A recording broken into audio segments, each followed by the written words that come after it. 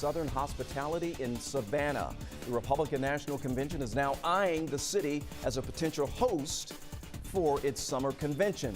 Governor Brian Kemp joined RNC representatives today for a tour.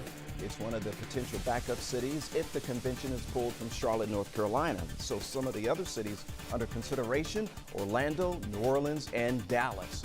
The return of roller coasters. Six Flags over Georgia officially announced its reopening on June 15th. That's just 1 week from today. The water park will reopen on June 29th.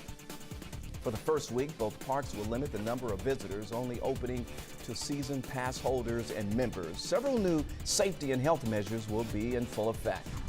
Another recession. Here we go again. Today, economists declared the U.S. economy entered a recession in February, ending more than a decade of growth. They say the sharp spike in unemployment marked this start. Economists think economic growth will start again in the third quarter.